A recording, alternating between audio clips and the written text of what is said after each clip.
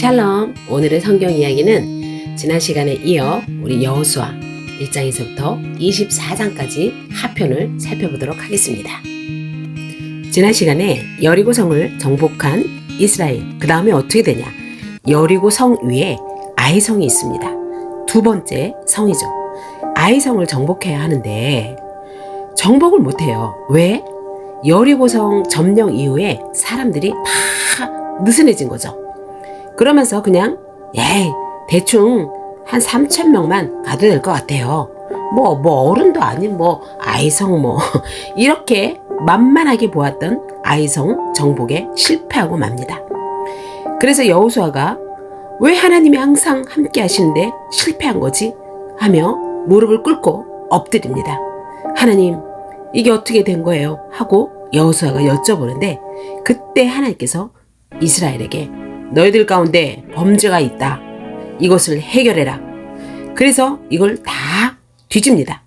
그런데 여리고 성에서 사람과 가축을 진멸했지만 금과 은 이런 것들을 하나님께 온전히 바쳐야 하는 전리품을 유다 지파의 아간이라는 자가 전리품을 몰래 숨깁니다. 그것도 많은 것도 아니에요. 아름다운 외투 한 벌, 금과 은을 어디다 숨겨놓은 거죠? 그것을 하나님께서는 다 알고 계신다는 거죠. 그래서 그 범죄를 해결한 후에 아이성을 정복합니다. 그리고 결국 아간은 죽임을 당합니다. 하나님 좀 용서 좀 해주시지. 어떻게 그럴 수 있어요? 하는 분들도 있어요. 그런데 그래야만 죄가 없어지고 죄를 심판하시는 공의와 정의의 하나님이심을 알게 하시는 거죠.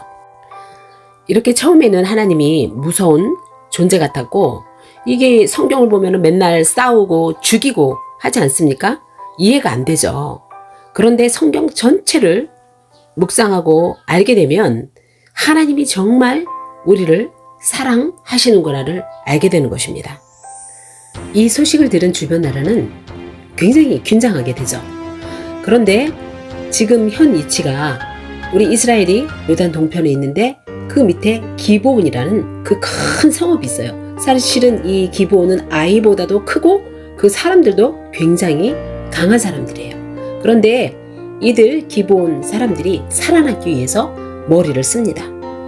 신발은 기운 것, 꿰맨 신발을 신고 또 옷도 일부러 낡은 것을 입고 그리고 빵도 떡도 마르고 곰팡이가 난 것을 준비해가지고 쾌재재 하고 아주 멀리서 온 것처럼 이들이 변장을 합니다. 그러면서 안녕하세요 하고 이스라엘을 찾아옵니다. 어디서 오셨어요? 저희는 아주 멀리서 왔어요. 그런데 소문을 들었는데 정말 대단한 민족이라고 듣고 왔습니다. 그래서 저희들은 그냥 전쟁 없이 그냥 평안하게 이렇게 우리 화친을 맺으면서 잘 지내봅시다. 이때 이들이 워낙 저자세로 나오니 하나님께 묻지 않고 기브온의 꾀에 속은 여호수아. 하나님은 가나안 사람들이나 그 신들과 조약을 맺지 말라고 명령하셨습니다. 결국 이스라엘 백성은 하나님이 주신 땅에서 가나안 족속을 영원히 몰아내지 못하고 가나안 땅을 완전히 소유하지도 못하게 됩니다. 그래, 당신들 우리 형제야 하면서 받아줍니다. 이렇게 우리가 어떤 때는 하나님께 구한다고 하지만 순간 내 생각이 커져서 그걸로 결정할 때가 굉장히 많이 있죠. 여호수아도 그랬던 거죠. 항상 하나님께서 함께 하시는 그 순간 여호수아가 하나님을 잊어버리게 된 거죠. 그래서 사흘 후 기브온의 실체를 알게 되었지만 결국 기브온과 함께 살게 됩니다. 그러나 이 기브온은 거짓의 대가로 자유를 잃고 이스라엘의 종으로 살게 됩니다. 그리고 가장 비천한 물깃는 일과 나무를 패며 살게 된 곳입니다. 그때 주의 왕들이 기브온의 소식을 듣게 됩니다. 야, 이 기브온 미친 것 아니야? 싸워보지도 않고 걔네한테 항복해? 야, 기브온 치자. 그러니 기브온 사람들이 이스라엘 여호수아에게 다가와서 저기요, 쟤네들이 우리를 치러 오는데 우리 형제 됐잖아요. 우리를 좀 살려주세요. 그러니 여호수아가 바로 달려갑니다. 왜? 하나님과 함께 하기 때문에 결국 여호수아가 다 이깁니다. 백전백승 하는 겁니다. 전쟁은 하나님께 속하였다고 말씀하셨잖아요. 하나님께서 어떻게 도우셨냐면 여호수아 10장 11절에 보면은 우박으로 죽은 자가 칼로 죽은 자보다 더 많다라고 말씀하셨습니다. 이 연합군들이 모여서 지금 전쟁을 하기 때문에 굉장히 수가 많은 것입니다. 그래서 해가 지면 이들이 또 다 흩어질 수도 있고 그러면 싸움이 끝나지를 않게 되죠. 그런데 이때 부하가 와서 여호수아에게 지금 해가 지는데 전쟁을 어떻게 하죠? 하고 물어봅니다. 그때 여호수아가 대단한 선포를 합니다. 태양아, 그냥 떠 있어라. 달아, 너도 멈추지 말고 그대로 있어 환하게 밝혀라 라고 외치면서 하나님께 기도합니다. 정말 이 장면은 아무리 보아도 정말 위대한 지도자들의 기도의 능력이 이 정도는 돼야 된다고 봅니다. 그런데 더 놀라운 것은 하나님께서 이 기도를 들으시고 하루 종일 태양이 떠 있는 것입니다. 말이 됩니까? 그런데 흐르던 요단강을 멈추고 홍해도 가르고 그러셨는데 우리 하나님께서 전능하신 여호와께서 그걸 못하시겠습니까? 정말 성경은 하나님을 내 지식과 내 환경과 내 처지와 시각에서 바라보면 안 됩니다. 하나님의 시각으로 성경 말씀으로 그 믿음으로 바라보아야지 사람의 자기 형편과 상식과 지식으로 어떻게 하나님을 상대를 하겠습니까? 불가능이 없으신 하나님이십니다. 여호수아의 기도를 듣고 태양과 달을 멈추신 하나님. 결국 이스라엘은 이 연합군과의 전쟁에서 승리하고 그 땅을 차지하게 됩니다. 이스라엘은 이 땅을 절대로 거저받은 땅이 아닙니다. 이게 나라와 또한 땅과 기업을 얻는다는 것은요, 이게 생명을 바쳐야 되는 겁니다. 하나님을 경외하고 믿는 자들이 정말 나라를 살리고 학교를 세우고 병원을 세우고 이 모든 정치, 경제, 사회, 문화를 하나님을 생명같이 믿는 하나님의 백성들을 통하여서 이 모든 일들이 세워져 나가는 것입니다. 그래서 하나님을 경외하는 자들이 정치, 경제, 사회, 문화의 다방면에서 영향력을 행사하고 있는 것입니다. 결국 싹 다 물리치고 정복하게 되고 이제 12장 31명의 왕들을 정복한 이름들이 쫙 기록되어 있습니다. 할렐루야, 아멘. 여호수아 13장 이제는 땅을 분배할 차례가 됩니다. 야곱의 지파는 원래 12지파였죠. 그런데 13지파가 됩니다. 왜냐하면 야곱의 아들은 원래 12명이었는데 요셉이 죽으면서 에브라임과 므낫세 두 아들들이 각 지파가 됩니다. 그래서 레위 지파와 함께 해서 13지파가 되는데 왜 12지파로 땅이 분배가 되냐면 레위 지파는 땅의 분배가 없습니다. 왜? 레위 지파는 하나님이 정한 곳에서 거주하게 되기 때문인 것입니다. 그래서 예를 들어서 유다 지파에서 레위 지파에게 이렇게 땅을 좀 주게 됩니다. 그러면 레위 지파는 자기가 돈을 버는 것이 아니고 그것으로 하나님의 일을 섬기면서 하나님의 일을 레위 지파가 하게 되는 것입니다. 가나안에 들어오기 전에 요단 동쪽은 먼저 점령했었죠.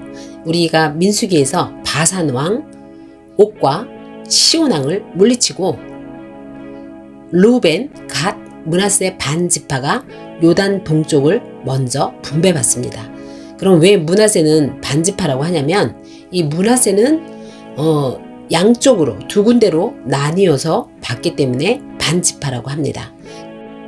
우리가 민수기 32장에 보면 이 르우벤 지파, 이 세 지파는 가축이 굉장히 많았던 그런 지파였어요. 그래서 출발하기 전에 모세에게 우리는 서쪽 말고 요단 동쪽에서 살면 안 됩니까? 하고 말했을 때 모세가 그랬죠. 말이 되냐? 다른 사람들 다 가서 전쟁 치르고 땅을 받아야 하는데 너희는 뭐 미리 먹겠다고?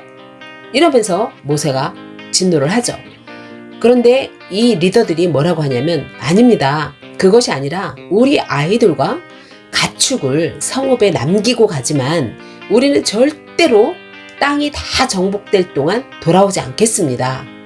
그리고 가장 먼저 서서 저희들이 싸우겠습니다. 그래? 오케이. 그럼 가자. 그래서 요단 동쪽 땅을 르우벤, 갓, 므낫세 반 지파가 받았지만 가나안 정복의 세 지파는 약속대로 함께 동참하게 됩니다. 그래서 먼저 12지파 중에서 르우벤, 갓, 므낫세 반 지파가 먼저 받고 또 레위 지파 빼고 하면은 우리가 몇 지파 남았나요? 9지파 반이 남았죠. 그래서 9지파 반이 가나안 땅을 분배받습니다. 그럼 여기서 맨 처음 누가 등장하냐? 자, 갈렙. 갈렙이 누군지 아시죠?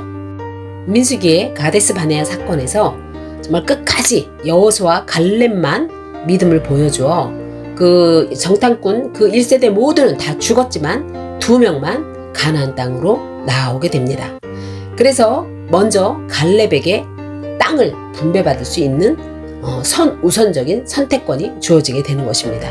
원래 이 땅은 제비뽑기를 해야 하는데 가장 먼저 갈렙에게 기회를 줍니다. 어떤 땅 할래? 40년 동안 광야에서 충성한 갈렙이잖아요. 고생은 다 하고 그리고 갈렙의 나이가 지금 85세입니다. 그런데 보통 사람들은 나이도 있으니까 아이 저 뭐 좋은 땅 좀 주십시오. 모세도 뭐 나를 인정해주고 뭐 다 아시잖아요. 보통 사람들 이렇게 내세우죠. 그런데 갈렙은 그렇게 말하지 않습니다. 여호수아 14장 11절에 보면 갈렙이 이렇게 말합니다. 내가 여전히 강건하니 내 힘이 그때나 지금이나 같아서 싸움에나 뭐 어디든지 나는 감당할 수 있다. 응? 그러면서 그 유명한 이 산지를 나에게 주십시오. 응? 아무리 그곳에 뭐 아낙 사람이 크고 그 성읍들이 견고할지라도 여호와께서 나와 함께 하시면 내가 여호와께서 말씀하신 대로 그들을 다 쫓아낼 수 있습니다. 그러면서 여호수아가 그 갈렙을 위하여서 축복하고 가장 척박한 땅 헤브론 땅을 갈렙에게 기업을 삼게 합니다. 정말 너무 멋있지 않습니까? 하나님의 약속을 따라 믿음으로 달려가는 자들에게 주시는 그 위대한 기업. 저 또한 25년 전에 주님께 받은 사랑이 너무 커서 성전을 짓겠다고 서원하고 하나님의 나의 모든 지정의를 다 부셔뜨리고 무너뜨리고 하여서 믿음의 결실로 이렇게 남의 땅에 하나님께서 땅을 선물로 주셨습니다. 이제 그 땅 위에 하나님의 나라가 이루어지기를 간절히 기도합니다. 그리고 이제 제비뽑기를 통하여서 공정하게 땅을 분배합니다. 그런데 여기 여호수아는 에브라임 지파입니다. 그런데 땅을 분배하는데 에브라임 지파들이 여호수아를 찾아옵니다. 왜냐하면 에브라임 사람이 그 다른 지파에 비해서 굉장히 많거든요. 그러면서 여호수아 17장에 보면 지금 우리 땅이 너무 부족해. 우리가 인구가 많잖아. 그러면서 땅을 더 요구하는 것입니다. 응? 좋은 땅 좀 줘봐요. 리더가 같은 지파인데 뭐 이러면서 요구를 하는 겁니다. 그런데 이때 여호수아 너무 멋있지 않습니까? 너희들이 직접 가서 개척해. 그러니 이 에브라임 지파들이 거기는요 철병고도 너무 많고요 애들도 너무 세고 그거 말고 조금만 더 줘봐요. 그때 여호수아가 17장 18절에서 이렇게 말을 합니다. 그곳이 아무리 철병거를 많이 가졌고 강할지라도 네가 능히 쫓아낼 수 있다.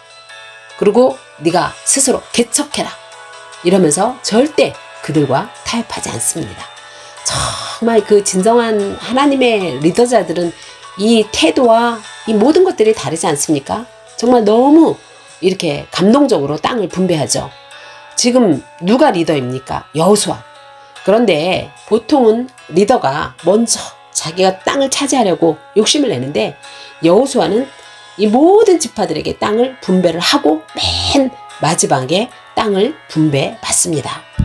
여호수아 19장 50절에 보면 에브라임의 한 지역인 딥낫과 세라를 여호수아가 분배받습니다. 정말 감동이죠. 이 리더자의 자세. 여호수아를 보면 그 3장 1절, 6장 12절, 7장 16절 이렇게 보면 다 아침에 일찍 일어나고 이렇게 모든 것에 솔선수범한 리더 여호수아였던 것입니다. 그렇게 해서 땅을 분배를 다 하고 22장에서 르우벤 갓 므낫세 지파 반지파가 요단 동쪽으로 돌아옵니다.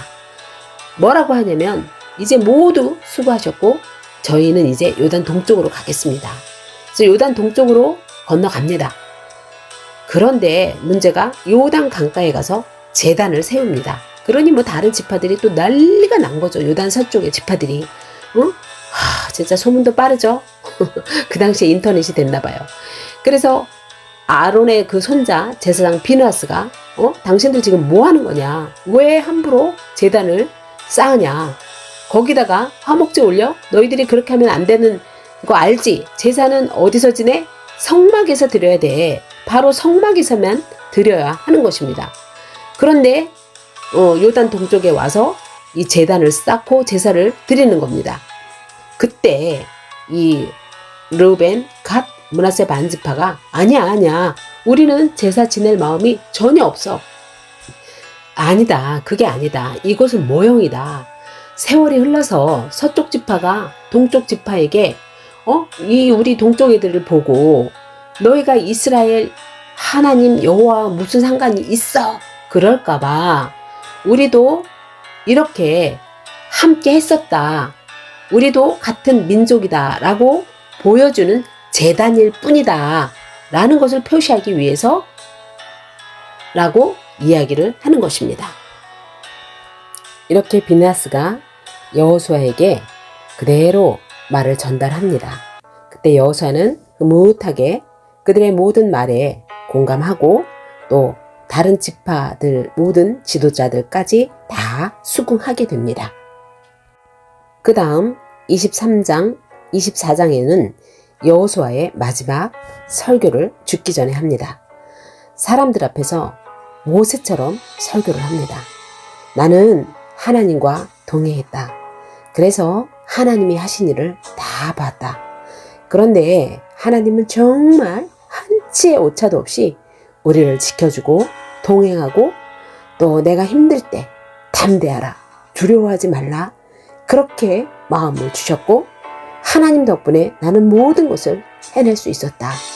그런데 이제 내 생애는 마지막이고 난 이제 떠날 텐데 제발 너희들 이 땅에 살면서 하나님의 모든 율법책에 기록된 것을 다 지켜 행하라. 그리고 그것을 떠나 오로나 좌로나 치우치지 말라. 그리고 하나님을 경외하며 제발 우상을 섬기지 말고 끝까지 하나님과 동행하고 하나님을 사랑해라. 이 이야기를 피를 토하듯이 이야기를 합니다. 내용이 길어서 다 담을 수가 없습니다. 그래서 꼭 여호수아서 23장, 24장을 꼭 한번 읽어보세요. 우리가 정말 열심히 살고 때로는 정말 예수님을 믿는 것 때문에 어려울 때도 많이 있습니다. 그러나 하나님께서는 여전히 우리와 함께 하십니다. 때로는 모든 삶이 어렵고 힘든 과정들이 많이 있습니다.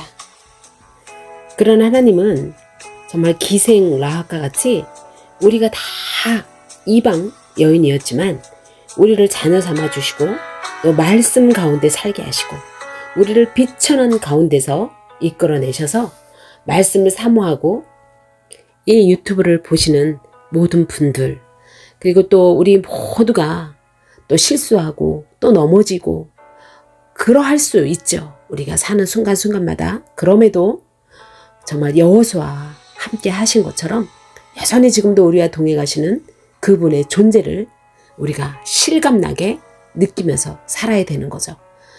그러면서 이제 여호수아가 24장에 기가 막힌 말씀을 쏟아냅니다.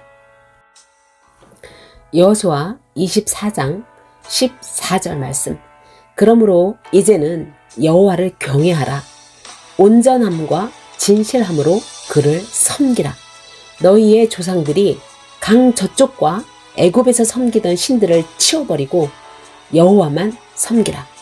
만일 여호와를 섬기는 것이 너희에게 좋지 않게 보이거든 너희 조상들이 강 저쪽에서 섬기던 신들이든지 또는 너희가 거주하는 땅에 있는 아모리 족속의 신들이든지 너희가 섬길 자를 오늘 택하라.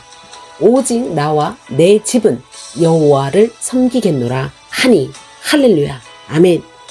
이렇게 정말 여호수아가 담대하게 선포하니 결단코 다른 신을 섬기지 않겠다고 백성들 또한 동의를 합니다. 그런데 이제 가슴 아픈 것은 뒤를 알죠. 우리가 사사기 지켜지지 않습니다.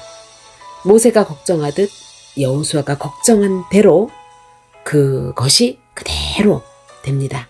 그 이야기가 사사기에서 펼쳐집니다. 이렇게 여호수아는 110세의 삶을 마감하고 하나님은 여기까지 여호수아를 사용하십니다. 가나안 땅과 일곱 족속이 무엇을 상징할까요? 가나안 땅은 하나님을 믿고 따라오며 회개하는 자들에게 주실 약속의 땅이요 축복의 땅으로서 천국을 상징하는 거죠. 그리고 가나안 땅은 성도들의 몸과 마음을 상징하는데 왜냐하면 예수께서 하나님의 통치가 임하는 곳이 곧 하나님의 나라 즉 천국과 같은 곳이라고 말씀하셨기 때문인 것입니다. 그리고 둘째로 가나안 땅에서 살고 있던 가나안 일곱 족속은 곧 우리가 예수 믿기 전부터 우리 몸속에 이미 거주하고 있던 악한 귀신들을 가리키는 것입니다. 그래서 예수께서 귀신이 쫓겨나가게 되면 하나님의 왕국이 이미 온 것이라고 말씀을 하셨습니다. 아담 이후 사람 몸속에는 귀신이 거주하고 있었다는 것을 통해서 가나안 일곱 족속은 우리 몸속에 거주하고 있는 귀신들을 가리키는 것입니다. 그래서 예수께서 공생애를 하실 때 귀신을 쫓아내고 특별히 막달라 마리아 일곱 귀신을 쫓아내신 것은 바로 가나안 일곱 족속을 상징하는 일곱 귀신들을 쫓아내신 것이라고 이해할 수 있는 것입니다. 하나님께서 가나안의 일곱 족속을 쫓아내라고 하신 이유가 있습니다. 첫째는 만일 가나안 일곱 족속을 쫓아내지 않는다면 그들이 이스라엘 백성을 미혹해서 하나님을 떠나게 만들고 다른 신들을 섬기게 함으로써 자신들이 그 땅에서 쫓겨나게 된 것처럼 이스라엘 백성도 쫓겨나게 될 것이기 때문인 것입니다. 이것은 오늘날 성도들이 구원받아서 하나님의 자녀가 되었어도 자기 몸속에 있는 악한 영들을 쫓아내지 아니하면 그들로부터 미혹을 받아 범죄하게 되므로 죽을 때에 생명책에서 자기의 이름이 지워져 성 바깥으로 쫓겨날 수도 있기 때문인 것입니다. 둘째, 이스라엘 백성이 가나안 족속을 쫓아낸 만큼 그 땅을 기업으로 차지할 수 있기 때문인 것입니다. 마찬가지로 우리의 성도들도 천국에서 받을 기업도 성도들이 이 땅에 있을 때에 자기 몸 안에 있는 악한 영들을 내쫓아낸 만큼 받게 된다는 것입니다. 셋째, 만일 가나안 일곱 족속을 쫓아내지 않는다면 그들이 평생 이스라엘 백성들에게 올무와 덫이 되고 이스라엘 백성의 옆구리에 채찍이 되고 눈에 가시가 되기 때문인 것입니다. 이것 또한 오늘날 성도들이 이 세상에 육신을 가지고 있을 때에 이 악한 영들을 쫓아내지 아니하면 평생토록 이것들이 가난과 질병을 주고 자녀의 앞길을 막으며 일찍 죽게 만들기 때문인 것입니다. 가나안의 일곱 족속 중 첫째, 헷 족속은 두려움과 거짓과 사기의 영을 상징합니다. 왜냐하면 헷이란 이름이 히타이트라 곧 공포의 아들들이라는 뜻을 지니고 있기 때문입니다. 둘째, 기르가스 족속은 혼돈과 무질서와 마킹과 이단의 영을 상징합니다. 왜냐하면 기르가스의 뜻은 진흙에 거주하는 자라는 뜻을 가지고 있습니다. 영적인 진흙탕에 거하는 것으로 어둠 속에서 미신과 잡신을 섬기게 함으로 이단에 빠지게 하고 자녀의 앞길을 늘 막히게 하는 영을 가리키는 것입니다. 셋째, 아모리 족속은 교만, 자랑의 영과 시기 질투, 미움과 다툼의 영을 상징하는데 왜냐하면 아모리라는 말은 산에 거주하는 자 혹은 탁월함이라는 뜻을 가지고 있습니다. 그리고 넷째, 가나안 족속은 낮은 자존감, 우울증, 무기력, 가난, 실패, 자살의 영을 상징하는데 이 가나안은 저지대의 사람들이라는 뜻을 지니고 있습니다. 다섯째, 브리스 족속은 게으름, 혈기, 분노, 고집의 영을 상징하는데, 왜냐하면 브리스는 그 뜻이 촌구석에 속한 자이기 때문입니다. 그러므로 이러한 영에 속한 자는 게으르고 좁은 안목을 지녔고 자기 고집 피우고 그것이 뜻대로 되지 않을 때는 막 혈기를 내고 분노를 하게 되는 거죠. 여섯째, 희위 족속은 향락과 쾌락, 유흥, 또 유행의 영을 상징하는데, 왜냐하면 희위라는 뜻은 마을 사람들 혹은 세속적인 축제라는 뜻입니다. 그러므로 이 영은 쾌락과 유흥의 영을 가리키고, 더 나아가서는 오락, 댄스, 스포츠, 음악, 예술, 카톡, 페이스북, 유튜브 등과 같은 취미 중독의 영을 가리킨다고 말할 수 있습니다. 그리고 마지막으로 일곱째, 여부수 족속은 원망과 불평, 폭력과 살인의 영을 상징하는데, 왜냐하면 여부수라는 뜻은 타작하는 사람들 혹은 짓밟음이라는 뜻을 지녔습니다. 이러한 영들은 타작마당에서 곡식을 타작할 때 활동하는 영으로서 감사보다는 원망과 불평을 하게 되고 폭력과 살인을 일삼게 하는 영이기 때문인 것입니다. 이렇게 사람이 자기의 마음으로 예수님을 믿고 받아들이기 전에 악한 영들은 이미 우리 자신의 모태에 있을 때부터 나와서 육체 속에 들어와서 거주하고 있습니다. 그런데 그들은 하늘에서 이미 죄가 가득 차서 쫓겨난 존재들이고, 그리고 사람의 육체 속에 들어와 있는 것입니다. 그러므로 반드시 하나님께서는 이 영들을 쫓아내야 한다고 말씀하시고, 그렇지 않으면 그 영들이 신앙하는 것을 방해하고 우리의 육체를 괴롭히는 것입니다. 그리고 우리가 예수님을 믿고 있지만 이것들을 쫓아낸 적이 없다면은 우리가 천국에 들어갔을 때 우리가 하나님으로부터 물려받을 기업은 정말 희박한 것입니다. 그래서 우리가 반드시 이러한 일곱 족속으로 표현된 악한 영들을 쫓아내고, 그런데 그 영들이 절대 호락호락하게 나가지 않습니다. 이러한 영들이 나갈 때 한꺼번에 나가지 않아요. 조금씩 나가기 때문에 우리가 철저히 회개하고 그 회개한 분량만큼 우리의 몸을 장악하고 있는 악한 영들이 다 쫓아낼 수 있습니다. 그러면 우리의 육체는 강건해지고 물질의 부족함이 없게 될 것이고 자녀들의 길은 열려지게 될 것이고, 그리고 무엇보다 우리의 영혼이 하나님 앞에 갔을 때 정말 받을 기업이 많아지게 되는 것입니다. 할렐루야, 아멘. 이번 주는 고난 주간인데 요한복음 6장 53절의 말씀에는 인자의 살을 먹지 않냐고 인자의 피를 마시지 않냐면 너희 속에 생명이 없다고 말씀하셨습니다. 자, 십자가에서 피는 과거의 죄를 말하고 살은 미래의 죄를 말하는 것입니다.